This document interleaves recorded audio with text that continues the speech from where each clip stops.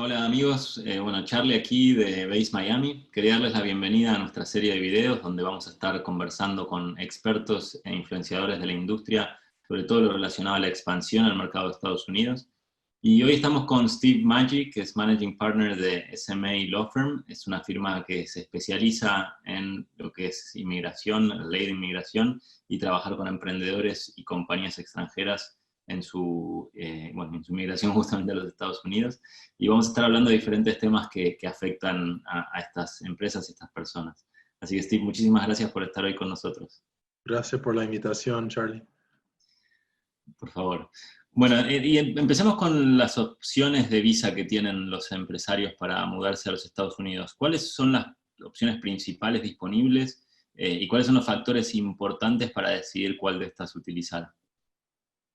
Sí, la pregunta del millón siempre es, ¿cuál es la nacionalidad del aplicante? Que podría ser el emprendedor, fundador, inversionista, ejecutivo, o sea, las personas que se van a mudar a Estados Unidos, ¿no?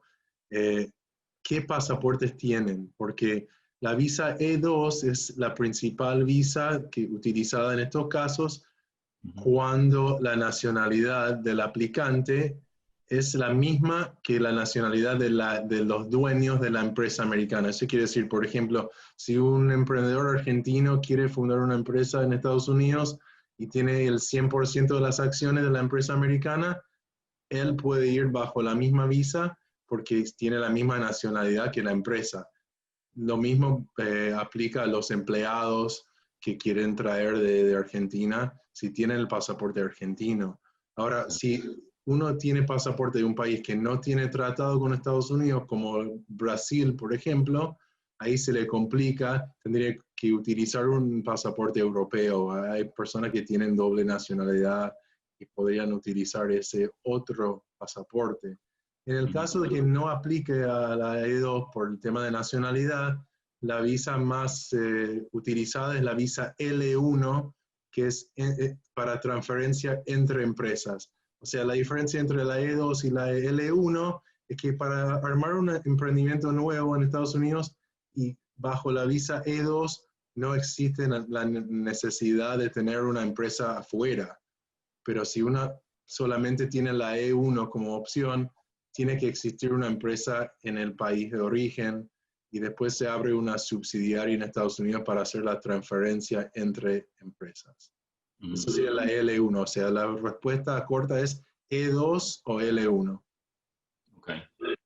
Y en cuanto a la E2 en particular, ¿qué es lo que necesitan probar principalmente para recibir su visa E2? Muy buena pregunta. Los requisitos principales son que uno tiene que demostrar que su inversión es sustancial y que no es marginal. Y lo que quiere decir eso es, para demostrar que una inversión es sustancial, tiene que demostrar la inversión superior o igual a lo que son los costos operativos proyectados para el primer año entero. Por ejemplo, si uno va como emprendedor y dueño principal, no se requiere un sueldo, pero tiene que demostrar que va a crear o generar trabajo para americanos. Y hay que calcular 2 puestos de trabajo mínimamente, más el costo para operar el negocio, que sería el costo de la oficina y las cosas de oficina si proveen servicios nada más. Pero estamos hablando de costos acumulados por un año. La inversión tiene que ser superior a ese monto. Esa es para demostrar que es sustancial. Y la otra parte es demostrar que no es marginal. Y eso quiere decir, si la única persona que va a beneficiar del otorgamiento de la visa es el aplicante y su familia, sería considerado marginal y no calificaría. Tiene que demostrar más que nada que va a crear trabajo americano. Ok. Y una pregunta, Steve, en cuanto a eso, al monto en particular, porque es algo que nos preguntan. ¿Hay algún monto establecido de mínimo bueno, máximo imagino que no, pero ¿son $100.000, son $500.000 por lo menos? Bueno, esa es la pregunta del millón que siempre me hacen, ¿no? Y la respuesta es que no hay un mínimo por ley. Ahora, en la aplicación, en la vida práctica, en la vida normal, se ve que montos inferiores a 100.000 no sé, creo que tendrían unas probabilidades mucho menor que las que superan 100.000. Pero realmente depende del tamaño del negocio, la necesidad de trabajo. Si es algo, por ejemplo, como uno que compra una franquicia y necesita tener 15 empleados que trabajan 12 horas por día en total, obviamente $100.000 no alcanza. Se depende del tipo de negocio, pero el mínimo en la práctica sería para mí 100.000 para arriba. Y más invertís en el negocio, mejor, pero siempre tiene que ser más que lo que se proyecta como costo total del primer año. Ok. Y te iba a preguntar otra cosa, que es ¿cuáles son los pasos preliminares que deben tomar antes de aplicar a la visa para maximizar sus posibilidades de éxito? Lo que hay que demostrar siempre antes de someter una aplicación es el compromiso absoluto del emprendimiento y que los fondos están arriesgados. O sea, uno se pone a jugar, realmente pone en riesgo los fondos de la inversión. Y eso se hace a través de la constitución de la empresa. Hay que constituir la empresa, sacar el número de impuestos, la identificación de impuestos, abrir una cuenta bancaria al nombre de la empresa y después hacer la inversión que hablamos, ¿no? Que es sustancial, que es suficiente para cubrir todos los costos operativos del primer año. Y el último paso, o sea, estamos hablando de lo mínimo, es conseguir un espacio físico para los empleados y la persona que va a vivir en Estados Unidos. O sea, estamos hablando de una oficina de mínimo para 3 personas y hacer el primer pago, pagar el depósito para esa oficina y demostrarlo en el primer extracto de la cuenta bancaria de la empresa nueva. Esos serían los pasos mínimos. Ahora, hay que acompañar toda la petición siempre con un plan de negocios, con proyecciones a 5 años de costos, de lo que va a generar la empresa y más que nada el plan de generación de trabajo. Eso para mí es fundamental. Y cuando hablamos de pasos preliminares, eso viene después de hablar con ustedes o hablar con expertos, con armar una estrategia, con hacer la investigación del mercado y asegurar que realmente es una buena decisión primero lanzar el proyecto, porque hay mucho riesgo también. Eso sería después de fomentar algo, de confirmar que realmente vale la pena hacerlo y ahí tomar esos pasos. Bien. Y sabes que estuvimos escuchando sobre lo que es la excepción de interés nacional. Y queremos ver si nos explicabas qué era y cómo pueden los emprendedores utilizarlo para ingresar a Estados Unidos y ver de mover sus proyectos en este mercado. Sí, bueno, la excepción es algo nueva que salió hace menos de 2 meses y aplica en este año. Realmente es algo muy puntual porque son excepciones que existen ahora que tienen que ver con las proclamaciones y las órdenes ejecutivas que dictó el presidente este año, que pusieron pautas, pusieron barreras, pusieron, por ejemplo, una pausa para visas L1, por ejemplo, hasta fin de año, y también con el tránsito, con los viajes directos a Estados Unidos. Si uno, por ejemplo, viene de Chile, por ejemplo, y quiere sacar una visa E2, ahora, a través de la excepción, puede entrar directamente a Estados Unidos cuando tiene la visa en la mano, ¿no? Para las personas que, por ejemplo, hay mucha gente de habla hispana que están en España o tienen un pasaporte europeo y están varados en Europa, por ejemplo, pasó a muchos clientes míos, hasta los de Sudamérica, porque vienen de países que están restringidos, que están bloqueados directamente de poder entrar directamente de Europa, pueden sacar esa excepción a través de las embajadas y consulados americanos, demostrando el beneficio económico que trae esa excepción en cada caso particular. Por ejemplo, uno dice, soy CEO de tal empresa en Estados Unidos, tengo la visa E2 o la visa L1, pero estoy en Brasil, estoy en Inglaterra, estoy en otro país que no puedo entrar directamente.